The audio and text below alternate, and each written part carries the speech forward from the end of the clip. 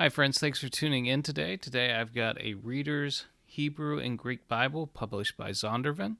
We'll be reviewing it, looking at its different features, things like that. It's very easy to get the hard back edition of this, but if you want to get a imitation leather one like I have here, you'll have to look on places like eBay, which is where I've got this one. So, anyways, we'll zoom down on it just so you know. The Greek text is an eclectic text, very similar to the critical editions, like the Nestle text. List a few of the variants between itself and the Nestle text. It's actually the Greek text that underlies the NIV. The Hebrew text is it's the Masoretic text, so there's not a whole lot of difference there. It's based on the Leningrad Codex. But anyways, we'll look at some of the features of this so you can make a decision as to whether this would be a text that you'd be interested in getting. Well, here we are. You can see the imitation leather cover there. It has a nice sewn binding. It comes with 2 ribbon markers.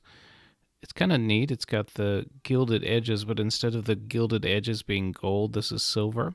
See, it's printed by Zondervan. Yeah.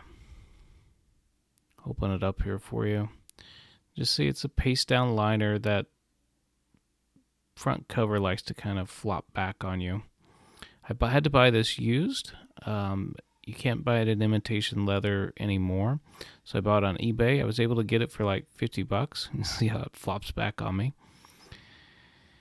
Yeah, there's the front of it. That's the Hebrew Bible. If you're not used to these, it opens from the opposite side because Hebrew reads from right to left rather than left to right. So their books open up in the opposite way as what English speakers are used to.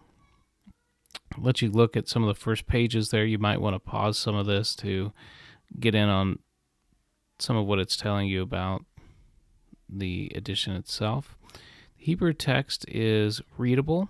You can see the glosses down below, so it gives you glosses for words that appear less than 100 times or more. In the body of the text, in the Hebrew side, the proper names are in kind of a grayish color, so you can identify that's a proper name, so they didn't have to clutter up the bottom area where they've got the glosses with a bunch of proper names. But I think it's a beautiful text. Lays out quite nicely. Like I said, the Hebrew is quite readable. And I'm going to hold up my Biblia Hebraica there so you can kind of see the similarity. The size of the font is either exactly the same or very comparable. So, yeah, just trying to get you a feel so you can see what that looks like. For me, the Hebrew text of the Masoretic text is the Masoretic text, basically, and it's nice to have a Hebrew Bible with a Greek edition attached to it, for the New Testament, that is. Interesting how they did the maps. So you saw the maps, they're kind of in the middle of the Bible. The Greek New Testament also comes with a lexicon because it's giving you glosses for words that appear less than 30 times, but sometimes if you forget one of those words that appear more than 30 times, they have a lexicon in the back you can look.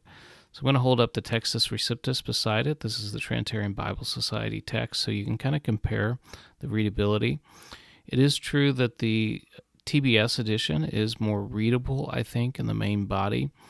The font here isn't bad on this edition by any means. It's very readable. It's very light, and I'm assuming that's because the pages are thin. Here I'm holding up a Nestle 27th edition, so you can kind of see the differences in the font. It's readable, but they didn't make the font very dark. I'm assuming that's, like I said, because the pages are thin and they didn't want that to bleed through. Let you look at some of this front matter here. Yeah, you can kind of just see how it's laid out.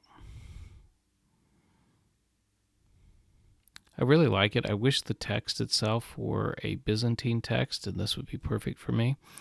Or at least give the variance between itself and the Byzantine text. That'd be even better for me.